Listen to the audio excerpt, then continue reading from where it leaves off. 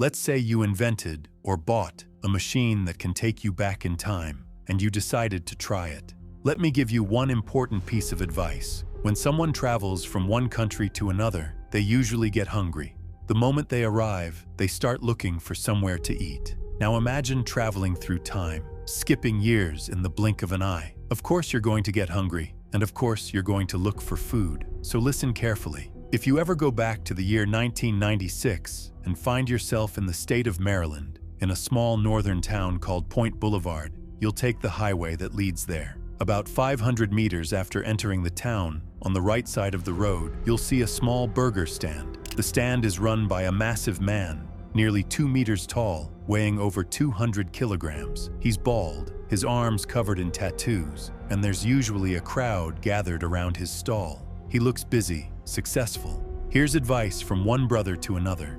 Don't eat there, because the pork he's serving is mixed with human meat. Hard to imagine, right? The owner of that stand, despite his size and appearance, wasn't always like this. Before the burger business, he was shy, withdrawn. People bullied him constantly because of his weight and strange looks. And despite all the cruelty he endured, he never once thought about hurting anyone. He married the woman he loved deeply. They had a son together. But when his son turned 6 years old, something happened that burned his heart from the inside out. It transformed him from gentle giant Joe, as his friends used to call him, into the Cannibal. New here? Good, because this isn't a channel for the comfortable, it's for the curious, the ones who aren't afraid of what shouldn't exist. Today, I'm going to tell you a story you may have heard before, but I promise you, there are details you've never heard. For the first time, we're going to uncover the story of Joseph Metheny and understand why he was labeled one of the most dangerous killers in American history. On March 2, 1955, Joseph Metheny was born in Baltimore, Maryland. He was the youngest of 7 children. His family lived in a cramped house, barely big enough for 4 people. Eventually, they decided to move to a slightly larger home in a small northern town called Point Boulevard, the same town I mentioned at the beginning of this video, and the town Joseph would never leave. Soon, you'll understand why. Shortly after the move, tragedy struck. His father was killed by a car accident, leaving his mother to raise 6 children alone. The oldest was only 16. Life became brutally hard. Joseph was 6 years old at the time. Remember that age. It will matter again. His father's death changed him deeply. He became quiet, withdrawn, distant. He stopped interacting with his siblings the way he used to. He went through psychological therapy, but it didn't change much. He could communicate, but he never connected properly. And then came the bullying. Kids mocked him relentlessly because of his size. He was far bigger than other children his age. Family members and close friends called him Gentle Giant Joe, but others weren't kind. They called him Stupid Lump, Polar Bear, Ugly Monster. Yet despite all that, he never showed aggression, never fought back. He remained kind, friendly, quiet. Remember this clearly, because what happens later will be the exact opposite. Joe stayed that way until he turned 18 and joined the military, where he served 2 years. But when he came back, he was different. This is where Joe Metheny's real story begins. The first thing he did was leave his family and move out on his own. He wanted distance from his old life. He got a job at a burger restaurant. He practically lived there, working by day, sleeping there at night. He learned everything: seasoning blends, meat grinding, cutting techniques, cooking methods. The owner taught him how to make any type of meat taste incredible, almost as if he were unknowingly preparing him for a future recipe, one that would require very strong seasoning to hide its true flavor. During that period, Joe fell in with a strange crowd, drug addicts who consumed anything they could get their hands on. By day, he worked in the restaurant. By night, he partied with them in abandoned houses, drinking and using drugs until sunrise.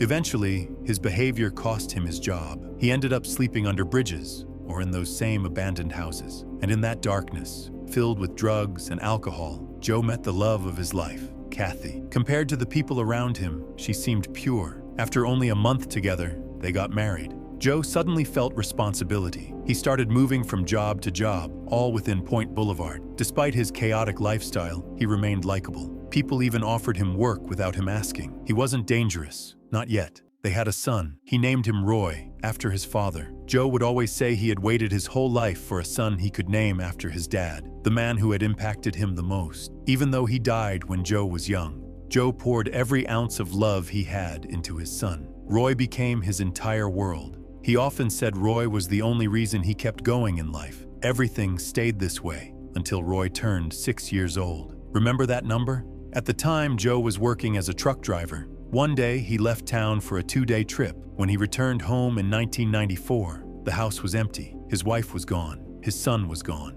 After searching desperately, Joe discovered the truth. His wife had taken Roy, stolen all the money he had saved, grabbed everything valuable, and run away with another man. And that was the moment everything inside Joe finally broke. When Joe realized he was about to lose his son, he completely lost control. He ran into the street screaming, crying, hysterical. He searched everywhere he thought he might find his wife. Later, he said that without even realizing it, he kept going back to the places they used to go together. Eventually, he reached the bridge where they once used to do drugs together. She wasn't there, and when he didn't find her, something inside him told him it was over. That was the moment a new chapter of Joe's life began. A chapter later known as the Cannibal, one of the most dangerous killers in United States history. Under that bridge, the moment Joe understood that his life would never be the same again, he broke down completely. He screamed. He cried uncontrollably. That's when he noticed 2 homeless men in their 30s sitting under the bridge, using drugs. They had no idea that they were about to become the doorway to something far worse. The true beginning of Joe's descent. Near where Joe stood, there were old metal bars. He grabbed one and attacked them. Despite being intoxicated, the men snapped into fear when they saw his face, twisted with rage. They screamed. The beating lasted nearly 15 minutes. Both men died. When Joe finally realized what he had done, panic set in. He decided to flee, but as he turned to escape, he saw someone standing on the riverbank in the distance. Joe believed the man had witnessed everything, so he ran toward him and killed him too.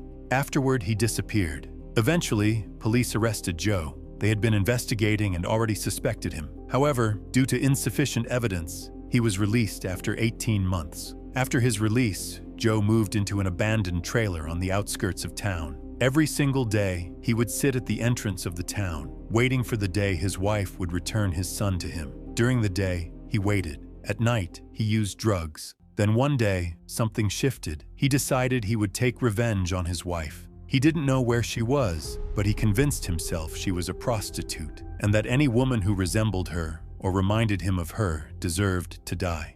Late realization or not, in his mind, revenge was justified. In 1996, Joe met 2 women, Kathy, 45 years old, who resembled his wife, and her 23-year-old friend, Kimberly.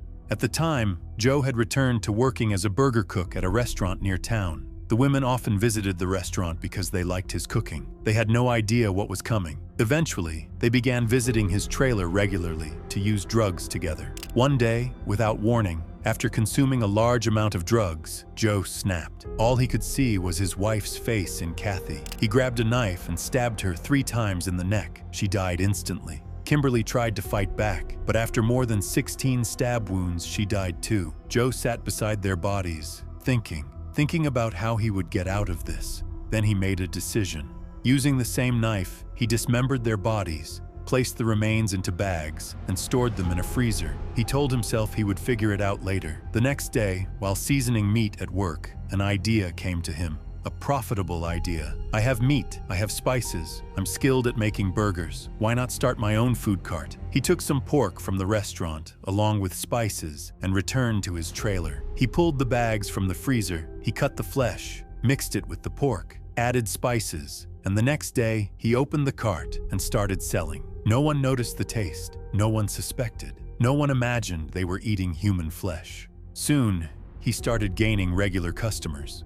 Truck drivers passing near the town began stopping by his cart on purpose, just to eat the amazing burgers he was known for. Within 3 days, he had sold all the meat he had. That's when the real disaster hit him. Not the killings, not selling human flesh. The real problem? He ran out of meat. People loved the recipe, and the recipe required human flesh. Now he had to make a decision. Surprisingly, Joe convinced himself he had some kind of moral code. he told himself. If I'm going to kill to keep this business running, I won't kill just anyone. After thinking it through, he created rules. First, he would target sex workers, partly out of revenge against his wife, and partly to keep his business alive. But even then, he had conditions. The woman had to be new to town, no close relationships, no family nearby, not employed at any nightclub where people might ask questions. His top priority was undocumented migrants entering the country illegally, people without papers, people no one would report missing.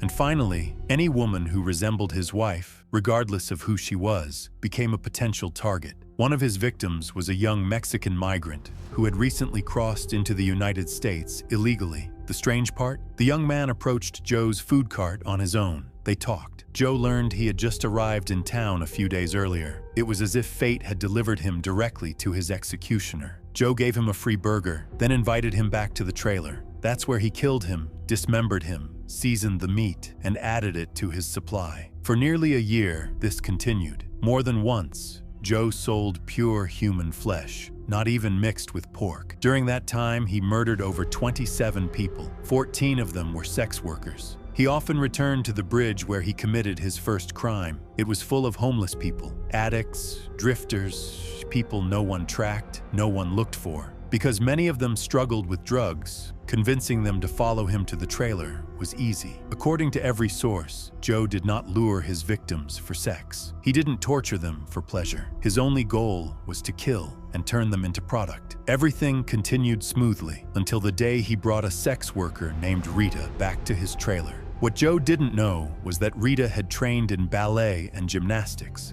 The moment he pulled out the knife and moved toward her, she fought back. She managed to break free and run.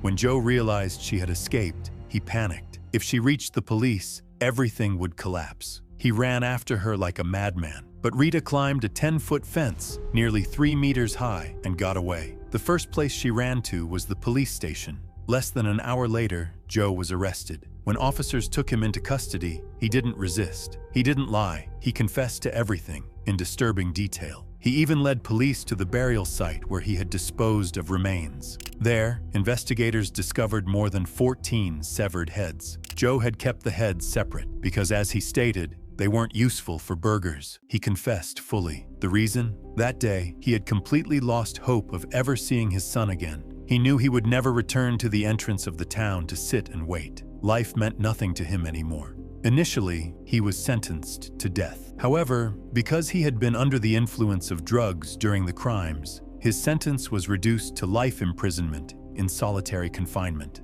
Anyone familiar with the system knows solitary confinement can be worse than execution.